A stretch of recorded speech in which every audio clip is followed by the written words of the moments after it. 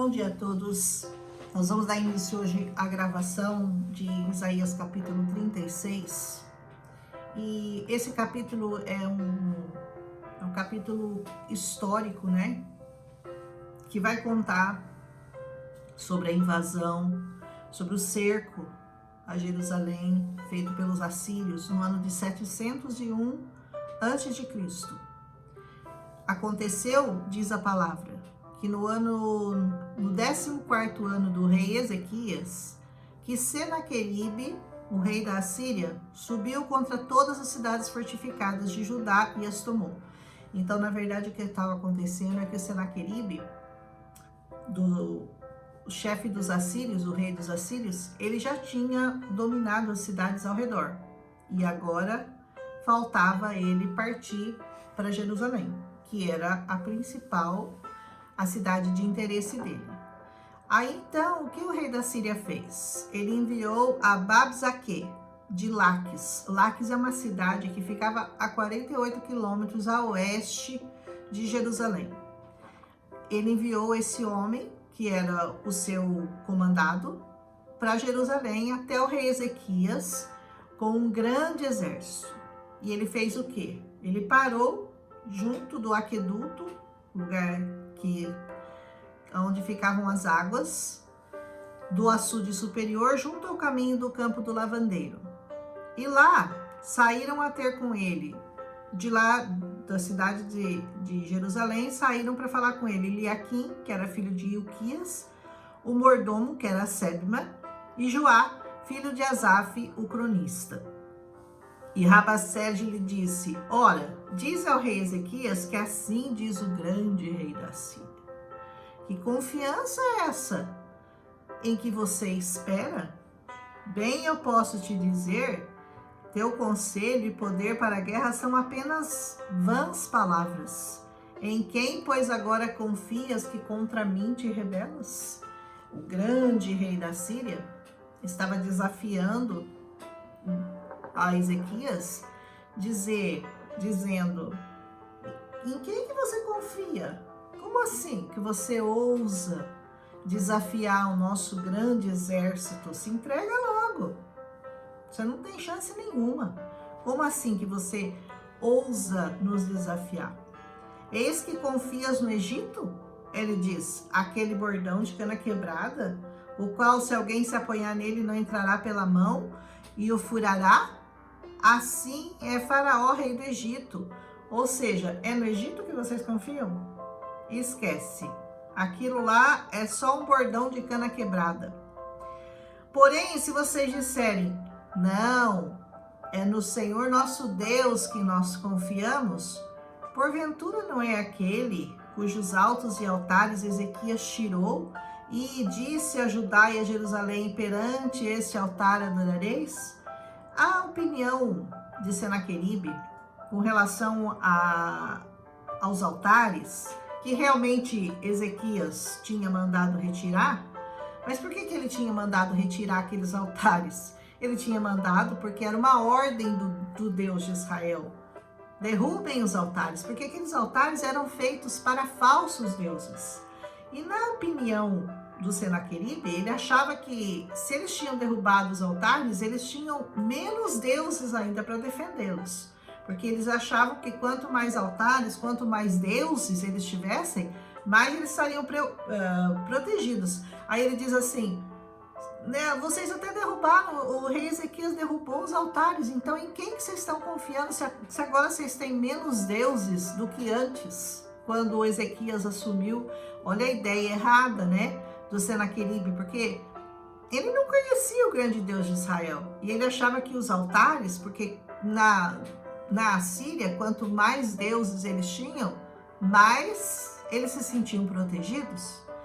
E ele não entendia essa história de Deus único, Deus poderoso, grande Deus de Israel. E ele continua: ora, pois, empenha-te com o meu senhor, o rei da Síria, e dar-te-ei 2.000 cavalos, se tu puderes dar cavaleiros a eles. Ou seja, ele estava zoando o rei Ezequias, falando assim: olha,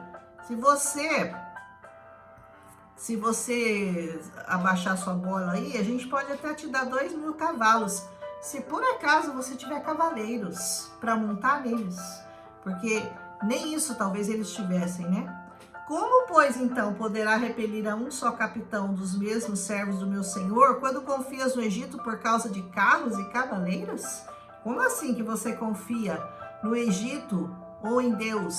Agora, pois, subi eu sem o Senhor contra essa terra, pois para destruí-la? O Senhor mesmo me disse, sobe contra essa terra e destrói-a. O Senhor mesmo disse isso a ele. Sobe contra essa terra e destrói-a. Então disseram Eliaquim, Sebna e Joá a Rabsaque: pedimos-te que fale aos seus servos em siríaco, porque bem o entendemos, e não nos fale em judaico aos ouvidos do povo que está sobre o muro. O que ele estava fazendo esse pedido? Para que eles não falassem na língua do povo, que o povo pudesse entender, porque isso ia amedrontar demais o povo de Judá, né? Se ele continuasse ameaçando na língua que o Judá pudesse entender. Então ele pediu para falar na língua dos sírios, porque daí só eles iam entender.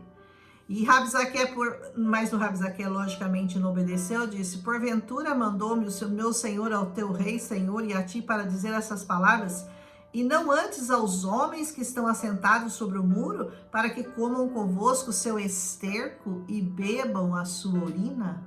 Olha que ofensa, né? Rabsaque, pois, daí colocou-se em pé e clamou mais alto ainda. Daí ele começou a falar em voz alta, em judaico, e disse: ouvi as palavras do grande rei da Síria. Assim diz o rei: não vos engane, Ezequias, porque não vos poderá livrar.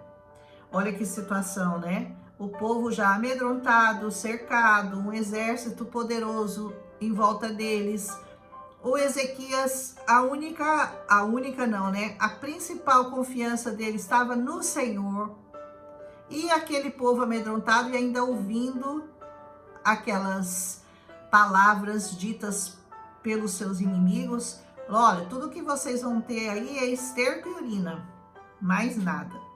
Então, nem tampouco Ezequias vos faça confiar no Senhor. Olha o que ele dizia para o povo, ó: não deixe que Ezequias faça vocês confiarem no Senhor, dizendo: infalivelmente o Senhor nos livrará e essa cidade não será entregue nas mãos da Síria. Ou seja, não acreditem nisso.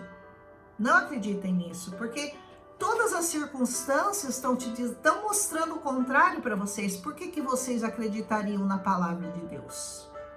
Quantas vezes você já se sentiu numa situação assim, quando tudo está contra você? Toda a circunstância da sua vida é contra você, mas você tem uma palavra do Senhor para ser cumprida na sua vida. Em quem você vai acreditar? Em quem você vai confiar?